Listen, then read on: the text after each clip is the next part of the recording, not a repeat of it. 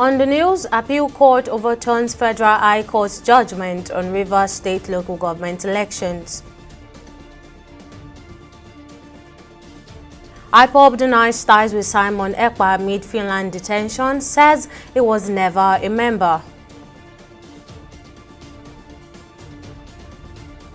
And the MBS survey says 2/3 of households in Nigeria lack money for healthy food. Glad to have you join us on the news on TV360 Nigeria. I'm Tamilore Akinkolye. We begin where the Court of Appeal sitting in Abuja has nullified the Federal High Court's judgment that attempted to halt the local government elections conducted in Rivers State on October the 5th, 2024. The Appellate Court ruled that the Federal High Court, presided over by Justice Peter Alifo, lacked jurisdiction to entertain the case filed by the All Progressives Congress (APC), rendering its earlier orders invalid. This included barring INEC from releasing the voters' register and restricting security agencies from supporting the election.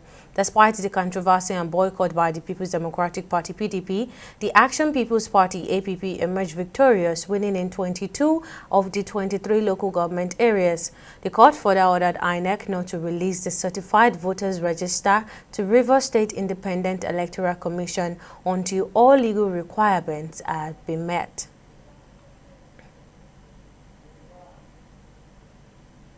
The National Economic Council (NEC), chaired by Vice President Kashim Shettima, has made significant progress on pressing national issues from security reforms to agriculture to electrification and infrastructure.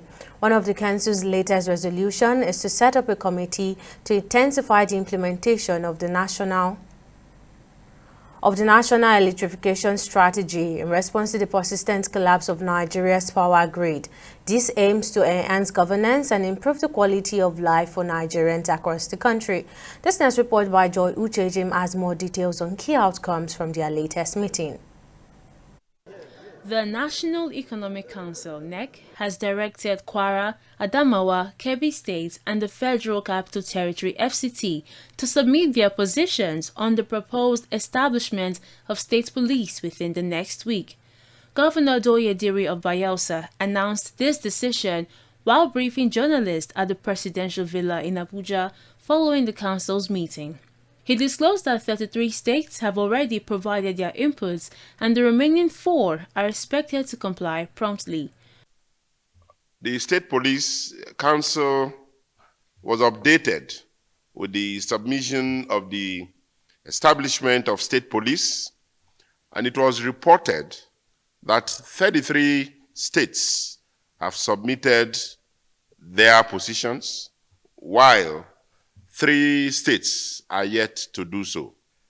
The Council mandated these remaining states and FCT to make their submissions within the next 1 week, and resolved to present a consolidated state's position on the state police to the National Economic Council at our next meeting.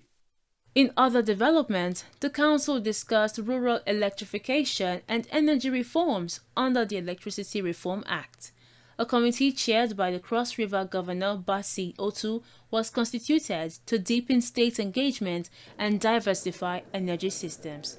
In the areas of education, by providing electrification for some of the higher institutions, for example, the one that was commissioned in 2019, benefiting over 9,500 staff and students of Alex Ekweme Federal University, Ndufo Elike Inko. Upgraded renewable energy system leading to enhanced educational infrastructure, foster sustainable learning environment with continuous energy supply to these institutions. In the areas of healthcare delivery, Rivers State University of Teaching Hospital was a beneficiary.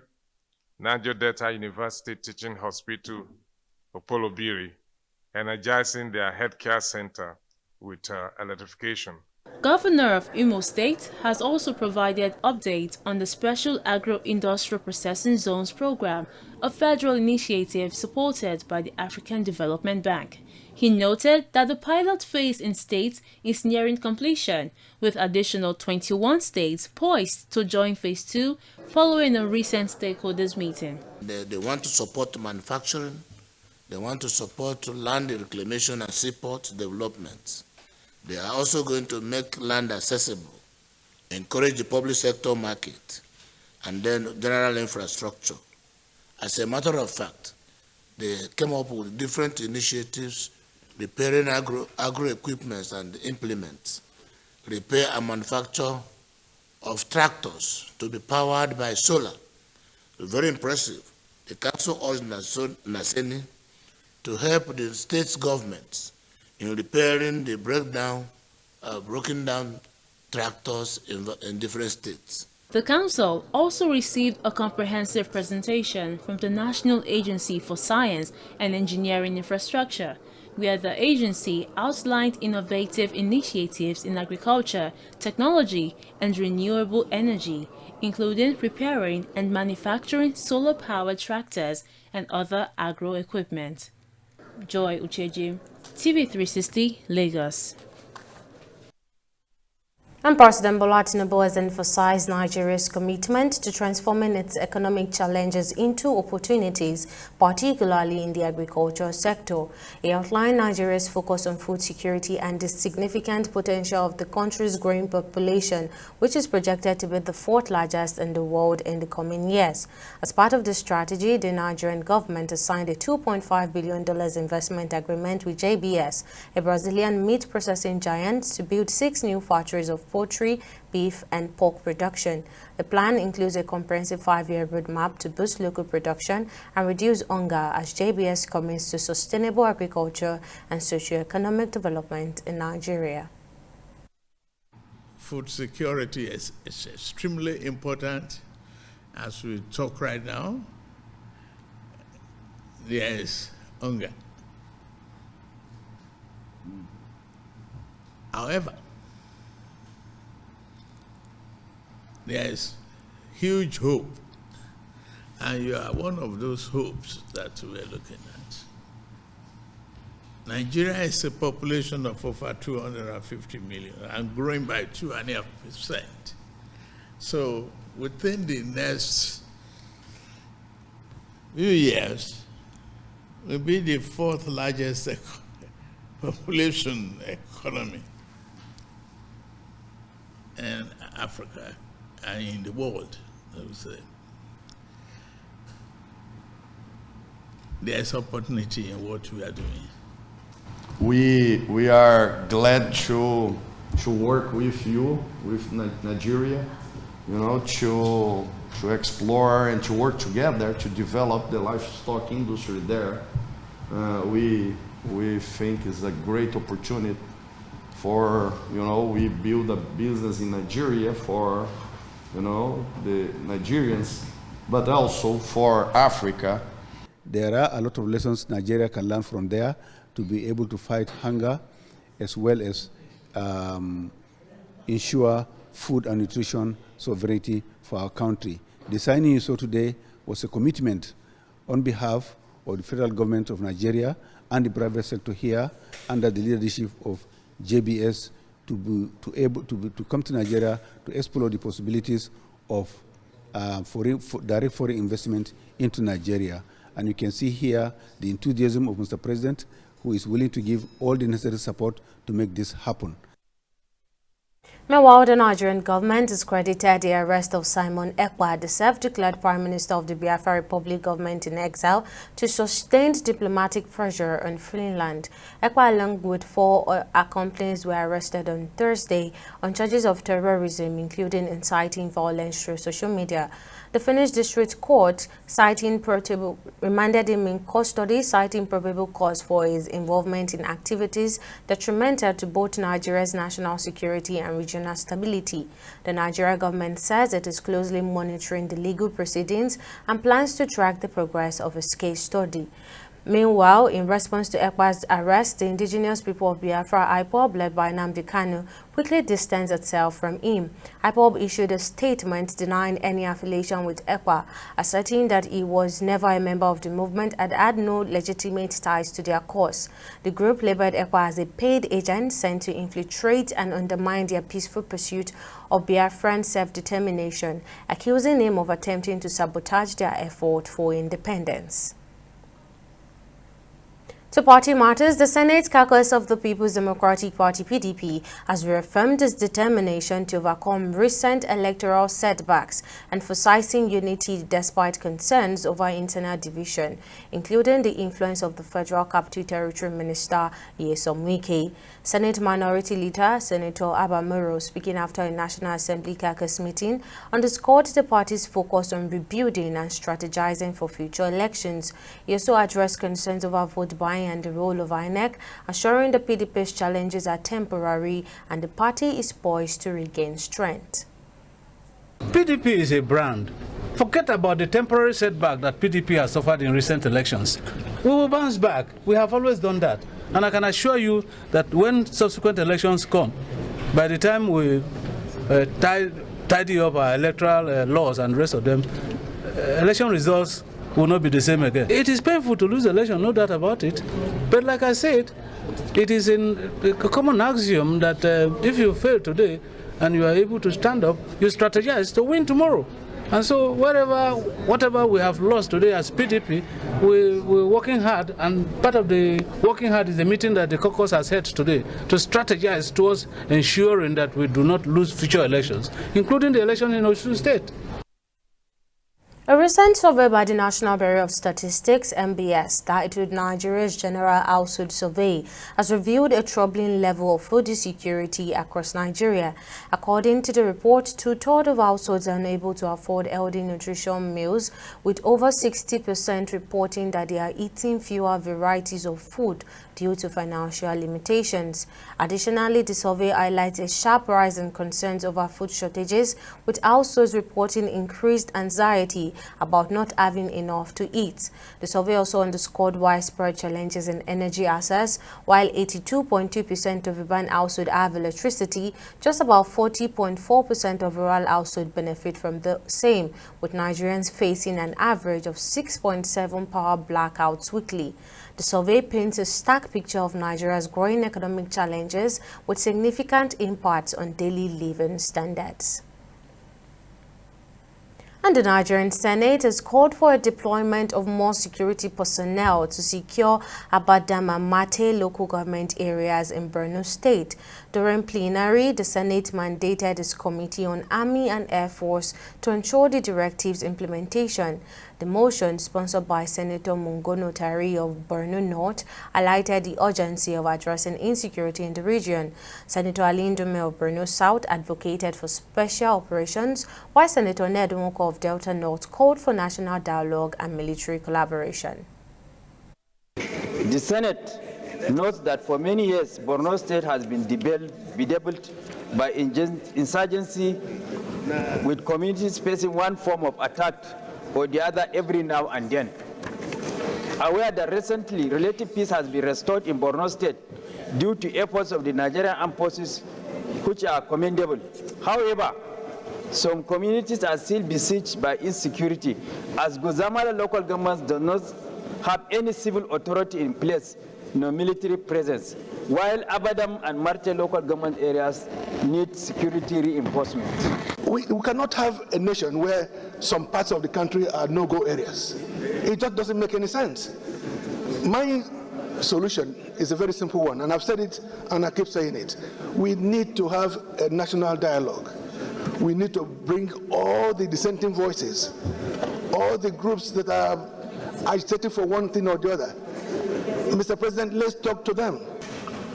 And mobilize adequate personnel to serve, to secure Abadam and multi-local government areas of Borno State. Those in favor of this prayer, please say aye.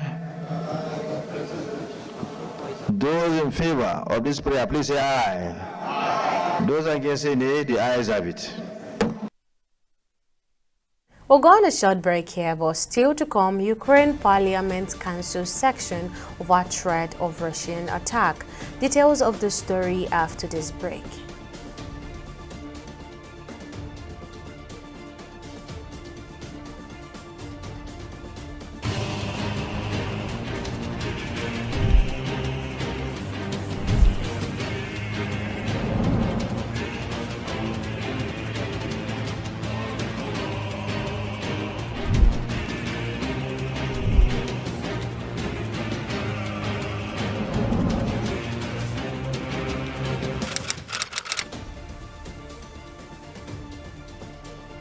Welcome back. Now here's a quick recap of our top stories. The Court of Appeal in Abuja has nullified the Federal High Court ruling that sought to halt the Rivers State local government elections held on October the 5th, 2024.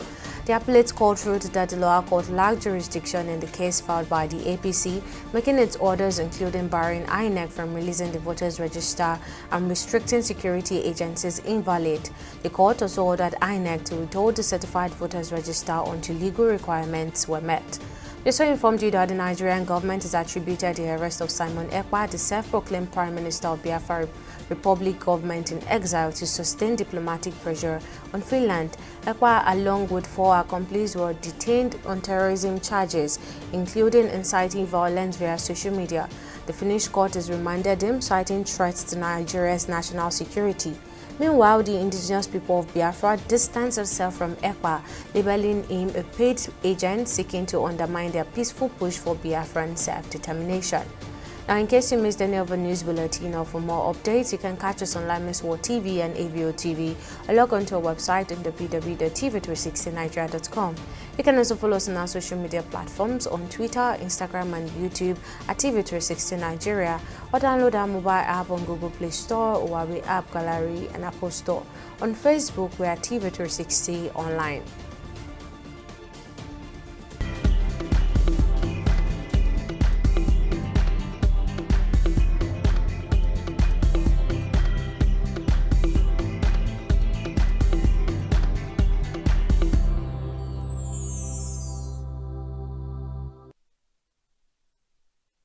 Let's now join Joy Uche Jem is on standby in the world of business. What's the latest, Joy? Thank you, Tamilore. Well, the National Economic Council, NEC, has ratified the Board of Directors of the Nigeria Sovereign Wealth Investment Authority, NSIA. The Minister of Budget and Economic Planning, Abubakar Bagudu, made this known while briefing newsmen at the end of NEC, chaired by the Vice President Kashim Shettima at the Presidential Villa in Abuja.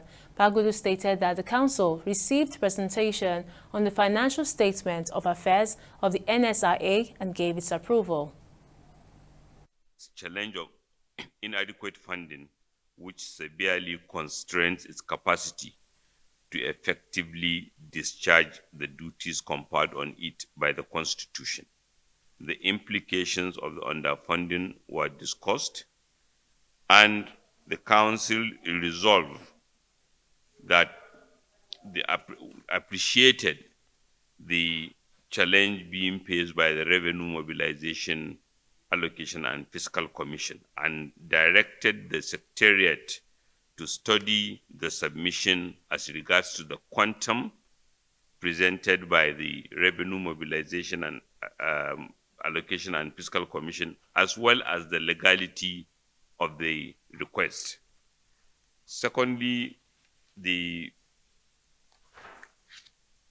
was a memorandum on the meeting of the National Council on Development Planning, which took place in Lafia, Nasarawa State on the 8th and 10th of October to 10th of October 2024.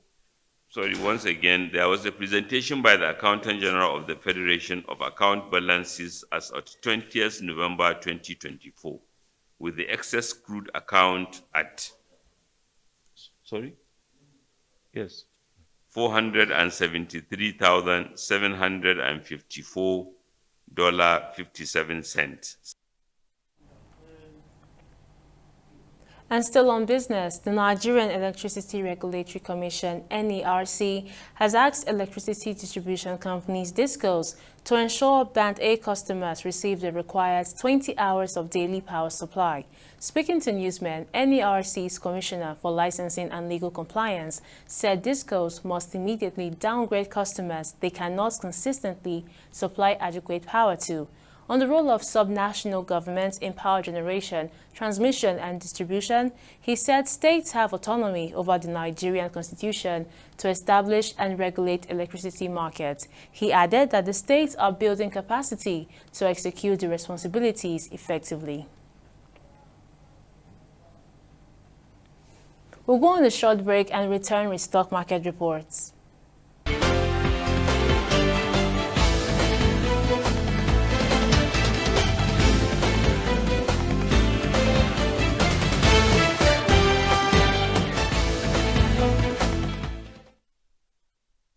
Welcome back. Now, after a promising start to the week, the Nigerian equities market hit a significant roadblock on Thursday and continued its downward spiral into the last trading day of the week. It closed in the red with a depreciation of 0.17%, a tough turn of events for investors. Now, on the down and outside of the market, Meteor Industries took a significant hit, wrapping up the day's trade with a 9.83% drop, landing at 10 naira 55 kobo, and followed by Multiverse Mining and Exploration, also struggling to stay afloat.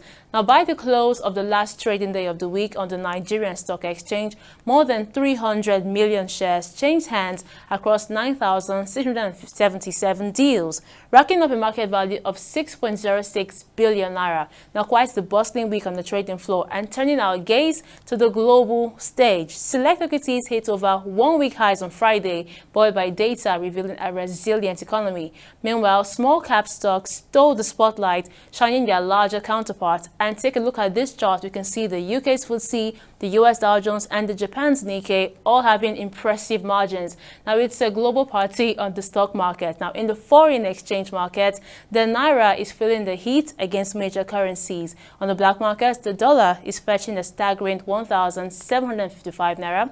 The British pound is going for 2,245 Naira. And the euro sits at 1,845 Naira. And that's a tough day for the Naira. But that's it on both business and stock market updates. Back to you, Tammy, for the rest of the news. Thank you, Joy.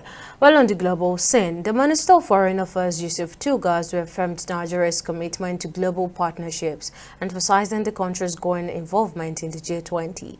Speaking on Nigeria's strides towards becoming a formal member of the influential group, Tugas noted that President Bola Tinubu is actively advocating for Nigeria's inclusion in the G20, citing the country's contribution to addressing global issues such as poverty and hunger. He highlighted that Nigeria's participation in the recent G20 summit as a testament to the nation's rising global influence. You know, membership into the G20 is something that takes time, and it's not really something that you apply for and then you get accepted. It comes often by way of consensus and by way of first and foremost being invited to participate, and then gradually you become formalized as a member. And that's exactly what is happening. And they can see the quality of the representation that Nigeria is giving with regards to Global South, because there's a lot of attention now with focusing on the G20, because the on developing countries, on the Global South. The G20 can see clearly that there's a need to tackle poverty, there's a need to tackle hunger, which was the theme of the Brazilian leadership of the G20. And these are things that affect Africa. And Kyiv has temporarily closed its parliament for one day, citing the threat of a potential Russian missile attack after President Vladimir Putin issued a warning to the West by launching a new intermediate-range missile at Ukraine. The missile strike marked a significant escalation in Moscow's 33-month invasion of Ukraine, with Russia's first-ever launch of a nuclear-capable mid-range ballistic missile targeting the city of Dnipro on Thursday. The Kremlin stated that Putin's recent address, in which it threatened to to strike the West and declared that it was ready for any scenario had been understood by the United States. And in the world of entertainment, Olajumoke Orishagunna, formerly known as Olajumoke Onubred, has made a remarkable return to the spotlight after a brief exit. At a news conference in Lagos, Orishagunna expressed gratitude to her supporters, particularly renowned photographer T.Y. Bello, who played a major role in her rise to fame in 2016. The famous bread seller turned model has joined City FM as a radio presenter, hosting her own talk show Kilon Shele, which focuses on sharing a personal story, including our experiences with exploitative managers who took advantage of our lack of education. Our mission with the Olajumoke Restoration Project is to provide her with the support, skills and resources to reclaim her potential while inspiring a broader movement to uplift girls and women across the country. This intervention is just one of the many ways Cardinal Foundation is committed to restoring dignity, fostering empowerment, and creating pathways for sustainable change. So we got more fancy in the before we I desire to receive formal education. If I were educated, Victoria Remileko wouldn't have cursed me to suffer because every time we received a contract, she would tell me the amount involved. I also hired a lawyer to assist me whenever I got a job. However, I was still defrauded. We traveled to South Africa for the Soweto Fashion Week, and I was paid a large sum of money, but I was clueless about the exact amount. I was told we incurred several expenses and was given 200,000 naira when we returned to Nigeria. After 2 years, my contract with her ended and I told her I no longer wanted to work with her. I asked for my Instagram password, but she refused. I reached out to Auntie Azuka for help in retrieving the password, but she also refused to disclose it to us. I would like to implore all parents in the name of God to ensure their children get educated, regardless of the nature of their own jobs. One must labor for the success of their children. If I were educated, I wouldn't have gone through such an ordeal. I truly desire to get formal education, and it deeply disheartens me.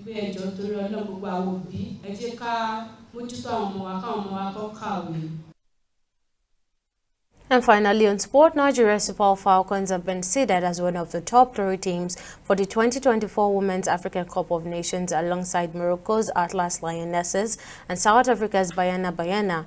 These 3 teams will be placed in Pot 1. Morocco is in Group A, Nigeria in Group B, and South Africa in Group C. The draw will be held at the Technic Center of the Mohammed VI Football Complex in Saleh, Morocco. Still on sport, Premier League club has approved changes to the competition's associated party transaction APT rules despite a challenge from Manchester City. Last month, both sides claimed victory after an arbitration panel ruled that certain aspects of the league's APT rules were unlawful. APT rules were formed by the Premier League to prevent clubs from profiting from commercials or sponsorship deals with companies linked to their owners that are deemed above fair market value. However, the Premier League managed to secure the required 14 votes from members club to pass the amendment, with Manchester City, Aston Villa, Newcastle, Nottingham Forest who reportedly voted against them. And that wraps up our bulletin on the news. Many thanks for watching. See you again next time.